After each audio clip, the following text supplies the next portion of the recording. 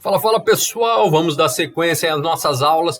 Novamente climas do globo, só que dessa vez com os chamados climas quentes e desérticos, ok? Vamos iniciar aí pelos chamados climas quentes, pessoal. Olha lá, ó, grupo 3, pessoal. Lembra aquela tabelinha esperta que eu falei para vocês ali, ó, para diferenciar uma coisa da outra? Faz essa tabelinha depois, cara, no seu caderno, faz uma anotação aí, fica com ela fácil, que fica muito mais fácil de nós lembrarmos aí todas as características gerais de cada grupo de tipos climáticos, certo? Quando nós falamos em climas quentes, pessoal, são climas que ocorrem nessa porção do globo que eu destaquei aí, tá?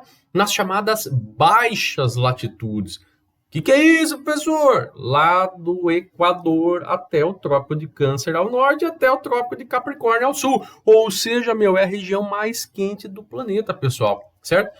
Então são climas ali que serão regidos por massas de ar, tanto equatoriais quanto tropicais, massas de ar quentes. Tá? Então você vai ter calorzão mesmo, velho. Tem o que fazer, certo? Tanto é que os dois tipos de climas que nós veremos, pessoal, serão aí o tropical, como vocês podem ver aí uma bela paisagem tropical, e o clima equatorial, certo? Vamos iniciar pelo equatorial, pessoal. O próprio nome já diz, né? É aquele que ocorre em regiões mais próximas aí do Equador, né, pessoal? Nós temos aí uma elevada média térmica, sempre próxima aí de 27, 28 graus Celsius, tá? Nossa, professor, mas por que a média térmica é tão elevada? Pessoal, é a localização.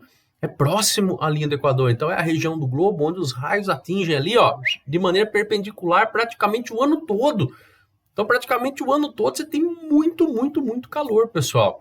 Nós temos que lembrar que é nessa região que nós temos a chamada zona de convergência intertropical. Lembra, ó, os ventos alísios se encontram, muito calor, muito quente, né? Então, o ar está com uma pressão mais baixa, porque ele expandiu, né? Está quente, ele expandiu. A pressão é baixa, que acontece com a umidade, ó. Sobe, então você tem muita chuva, cara. Se você tem muito vapor de água na atmosfera, pessoal, e muita chuva, você vai ter uma baixa amplitude térmica. O que significa isso, cara? Se você tem muito vapor de água na atmosfera, pessoal, a temperatura do ar vai se manter. Lembra que nós já estudamos? Não vai esquentar tanto, mas também não vai esfriar tanto. Lembra disso? Então a amplitude térmica acaba sendo baixa. Agora some-se a isso, pessoal, que você está próximo à região equatorial, é quente o ano todo. Não varia mesmo, certo? Como eu falei para vocês, ó, chuvas abundantes devido principalmente à chamada ZCIT, Zona de Convergência dos Ventos Alísios. Lembra? Zona de Convergência Intertropical, que é onde você tem a junção daqueles ventos úmidos que vão formar chuva. Muita chuva. Beleza? Dá uma olhadinha aí, pessoal, da cidade de Iquitos, na região da La Selva peruana. Dá uma olhadinha ali, ó. Professor, é na parte amazônica. Sim, pessoal, no domínio amazônico, tá? A cidade de Iquitos. Ela fica bem próxima aí da fronteira com o Brasil, tá? Dá uma olhadinha aqui no climograma dela, ó. Perceba a primeira informação, galera. Iquitos fica a 3 graus sul, ou seja, praticamente está na linha do Equador, pessoal. Dá uma olhadinha em todas essas características que eu coloquei para vocês aí acima, galera, e procurem-na no climograma. O que vocês vão perceber, ó? Primeiro, elevada média térmica. Você vai perceber que a linha vermelha da temperatura, pessoal, tá bem alta, né? Tá ali entre 25 e 27 graus, quase não varia, ou seja, uma baixa amplitude térmica, né? A temperatura é quente o ano todo, certo? Chuvas abundantes, pessoal. Como que eu observo isso? Olha lá as coluninhas mês a mês, ó. É chuva o ano todo, galera. É chuva o ano todo. Você pode ter aí mais de 2.000 milímetros de chuva. É chuva pra dedéu, pessoal. Entre 2 e 3 mil milímetros, pessoal. É muita chuva. Não vai dar para você enxergar nesse climograma, pessoal. Mas essa abundância de chuva se deve à zona de convergência intertropical, certo? Muita evaporação e muita chuva na região equatorial, perfeito? Clima tropical típico. Por que tropical típico? Galera, depois nós vamos estudar território brasileiro, a gente vai ver que existem algumas variações do tropical, tá? Mas são, assim, pequenas variações. O ideal é saber como ele funciona, como que é o tipo típico dele. Quando nós falamos aí, ó, em clima tropical típico, seria aí o clima tipo da cidade de Timbo, na República da Guiné, né? O que nós vamos observar, pessoal? uma elevada média térmica, ou seja, é muito quente. É o caso aqui do Brasil, a maior parte do Brasil é clima tropical, né, pessoal? Então você tem uma elevada média térmica, você tem uma baixa amplitude térmica. O que significa isso, cara? Significa que entre o verão e o inverno, ou entre o dia e a noite, você não tem tanta diferença em temperatura. E, professor, mas aqui no inverno às vezes esfria. Sim, pessoal, às vezes esfria. Mas você não vai ter, por exemplo, uma temperatura de 40 graus caindo para menos 20, tá? Você não tem uma amplitude térmica tão elevada assim, tá? O que marca muito? Qual que é a principal característica, pessoal, do tropical? A principal, aquela que diferencia ele dos outros. No clima tropical, galera, o verão é úmido e o inverno é seco. Ah, professor, é o caso aqui de Piracicaba. Sim, pessoal. Nosso verão ele é chuvoso e o nosso inverno é seco. Não é à toa, né, moçada, que nós temos o começo do ano com muita chuva, aí depois no meio do ano fica seco, né? E depois volta a chover de novo no final do ano, né? Então, verão úmido, aí no meio do ano inverno seco e depois verão úmido de novo. Só que você vai perceber que o climograma da cidade de Timbo é diferente. É seco no começo e no fim e é úmido no meio. Por que isso acontece?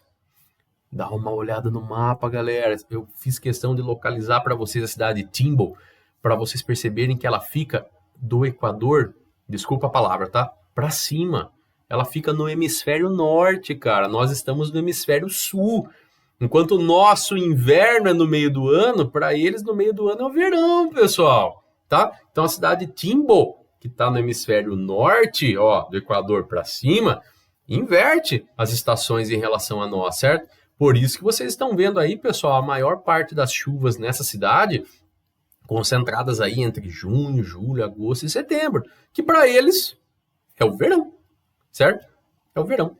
E nós temos que lembrar, pessoal, também que o clima tropical, em alguns momentos, ele sofre influência das chamadas altas pressões tropicais, que vocês conhecem como o anticiclone de 30 graus. Lembra? O ar sobe no Equador, depois ele desce nos 30 graus, né? São as altas pressões tropicais ou anticiclones de 30 graus, certo? O clima tropical também sofre influência dessas altas pressões, principalmente no que se refere às chamadas massas de ar. Isso vai ficar muito mais claro, pessoal, quando nós estudarmos aqui o território brasileiro, tá? Que eu destaco bem aí como que essas altas pressões influenciam nas massas de ar que atuam aqui sobre o território brasileiro. Beleza? Pois bem, galera, aqui eu vou pedir um pouco de atenção para vocês. Ó. Tem um tipo de clima tropical, cara, que é muito louco. É um caso especial mesmo, tá? É o clima tropical de monções. Dá uma olhadinha no mapa. Estão vendo o pontinho ali? Ali é um país, pessoal, chamado Índia. Na Índia e em toda aquela parte do sul e um pouco do sudeste asiático, nós temos uma influência muito forte, pessoal, uma ocorrência muito forte das chamadas monções. Então nós temos aí o clima tropical de monções. O que seriam as monções, galera? Monções são ventos periódicos. O que significa isso? Numa época do ano ele sopra de um lado, depois ele sopra de outro. E, professor, tenho certeza que tem a ver com pressão. Exatamente, cara. Com certeza, quando você fala de vento, de diferenciação de vento, sempre tem a ver com pressão atmosférica, galera. Só que vamos detalhar isso para ficar um pouquinho mais fácil aí para vocês, certo? Então, ó, quando nós falamos em clima tropical de monções, pessoal, é todo um sistema aí que abrange uma vasta área do continente asiático. Como eu falei para vocês, ó, da onde vocês estão vendo aí na Índia, partindo para o lado direito do mapa aí, que seria o sudeste asiático, certo? Ok? Então, é muito característico nessa região banhada pelo Oceano Índico. É por isso que eu falo que a Índia é o melhor exemplo, tá, pessoal? Assim como o clima tropical, você vai ter um verão chuvoso e um inverno seco. Mas o verão, pessoal, ele não é tão chuvoso. Ele é extremamente, ele é super, hiper, mega blaster, pessoal, úmido e chuvoso, tá? Você tem muita chuva concentrada no verão, certo? Mas, professor, mas isso se deve ao quê? Já falamos, né, pessoal? Essa variação de temperatura e de pressão entre o continente e entre o oceano, né? Entre o continente e o oceano. Para vocês, pessoal, que já estudaram um pouquinho aí sobre como se formam os ventos, os centros de alta, de baixa pressão, os ventos de montanha, como nós vimos na última aula, o processo é muito semelhante, certo? Vamos mostrar para vocês, pessoal. Ó, aqui eu tenho o panorama de inverno e de verão da chamada Ásia de monções. Tem aluno que gosta de decorar, pessoal. Ah, no inverno os ventos estão soprando do continente para a água. e no verão da água para o continente. Tá, aí cai uma pergunta do tipo, por que isso ocorre? Ih, professor, aí eu não sei. Então, aí complica, né, pessoal? Por isso que é importante saber, pessoal. Vamos imaginar aí, ó, na primeira situação, primeiro quadrinho, do inverno. Desculpa a colocação, pessoal. Qual local durante o inverno vai esfriar mais rápido, pessoal? Acertar o continente. Tá? Onde está escrito Mongólia, ali, na porção bem no centro do continente, certo? Por quê, pessoal? Lembra que a água demora mais para esquentar e demora mais para esfriar? Então, no inverno, a porção continental se resfria primeiro, se resfria mais rápido. Logo, ela será uma área de alta pressão em relação ao oceano, que será uma área de baixa pressão. E vocês já estão carecas de saber, né, pessoal, que os ventos sempre partem de A para B, sempre das altas pressões para as baixas. Então, por isso que no inverno, nessa região das monções, muito característico aí na região da Índia, pessoal, nós temos os ventos secos que vêm do continente e vão em direção ao oceano, tá? Então é uma época que lá praticamente não chove. Por quê? É uma massa de ar muito seca, né? Desprovida de umidade, né? Uma palavra bonita, pessoal, desprovida de umidade. Então traz uma secura desgraçada ali por onde esse vento passa. Então você tem uma parte do ano ali durante o inverno que realmente é muito seco. Formam-se massas de ar muito secas no interior do continente e elas partem em direção ao oceano, porque elas estão mais frias, né? Uma alta pressão, então o ar sempre de A para B, perfeito? No verão ocorre o contrário, pessoal. O continente vai se esquentar primeiro, percebe que no inverno ele resfria primeiro, mais rápido, né? No verão ele esquenta também primeiro, mais rápido. Então ele vai ser uma área de baixa pressão em relação ao oceano, que acaba sendo uma área de alta pressão, porque o oceano vai estar mais frio do que o continente durante o verão. Conseguem sacar essa ideia aí, ó? No verão, o continente vai esquentar mais rápido, pessoal. O continente vai estar mais quente do que a água. Então, o continente vai ser uma área de baixa pressão e a água vai ser uma área de alta pressão. E como vocês já sabem, vão tirar 10 nessa questão na prova, porque vai ter essa questão na prova, vocês sabem que os ventos sempre partem de A para B. Então, no verão, os ventos carregados de umidade ali do oceano vão chegar até o continente. E você tem uma situação bizarra como essa aqui, galera. Olha o climograma da cidade de Bombay, pessoal, na Índia. Dá uma olhadinha aí, ó. E agora nem chama mais Bombay, tá, pessoal? Chama Mumbai, tá? Mudou até o nome já. Esse climograma tá com o nome antigo. Eu preciso mudar ele, tá? Dá uma olhada nisso, ó. Você quase não tem chuva em janeiro, fevereiro, março e abril. Por quê? Porque é inverno lá, né? São os ventos secos do primeiro quadrinho que nós vimos aí. Agora em maio começa, junho, julho, muita chuva. Agosto, muita chuva. Então vocês percebem aí que entre junho e setembro, galera, nós temos mais de 2.000 milímetros de água aí acumulado, cara. Em 3 meses do ano, galera, chove uma cacetada. Dá uma olhada aí, ó. Vejam isso, pessoal. Então você tem aí praticamente 2.000 milímetros de chuva concentrados em 3 ou 4 meses. Não preciso nem falar para vocês, né, pessoal, que isso sim provoca inundações, enchentes, tá? Desastres naturais em países como a Índia, que é um país muito pobre, então muita gente acaba perdendo tudo, muitas vezes por causa dessa chuva. Só que ao mesmo tempo também os caras dependem muito dessas chamadas monções de verão, né, desses ventos úmidos que vêm do oceano, para a prática da agricultura, tá, pessoal? Eles dependem muito disso. Então, ao mesmo tempo que eles têm que rezar para não morrer de algum desastre ocasionado por isso, eles também agradecem por esses ventos úmidos que carregam aí muitas chuvas que favorecem aí a atividade agrícola. Vamos lembrar que a Índia, pessoal, tem a segunda maior população do mundo, né? Você tem aí 1 bilhão e quase 300 milhões de habitantes. Então depende muito da agricultura para alimentar esse povo todo. Beleza? Pois bem, galera, vamos aos chamados climas desérticos e a gente fecha. Olha lá na tabelinha. Ó.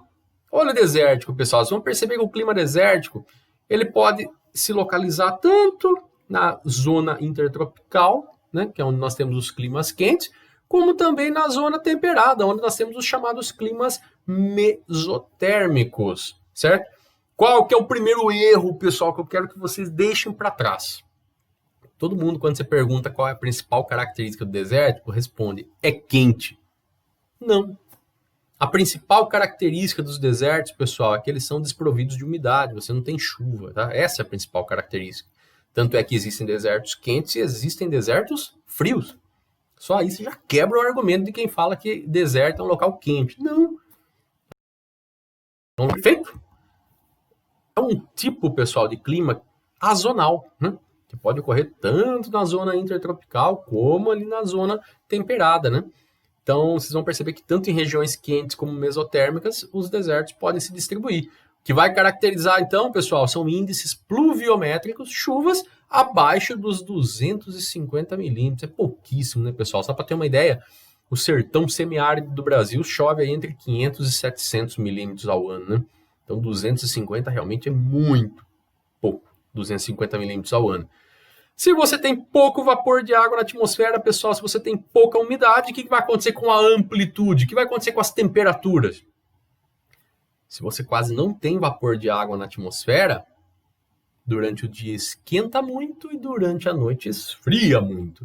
É por isso que nos desertos, galera, a gente assiste em filmes, em séries, é muito comum durante o dia fazer 50, 54 graus e à noite cair para 0, menos 5. Você tem ao longo do dia uma amplitude de quase 60 graus Celsius, pessoal. Imagine cair de 50 positivo para 0, por exemplo.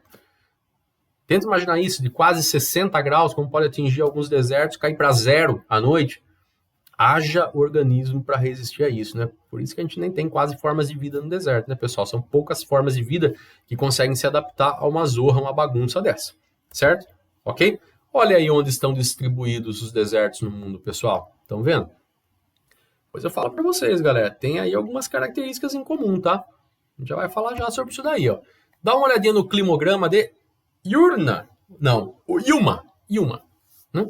Fica lá no estado do Arizona, deserto do Arizona, nos Estados Unidos, né, pessoal? Você quase não tem chuva.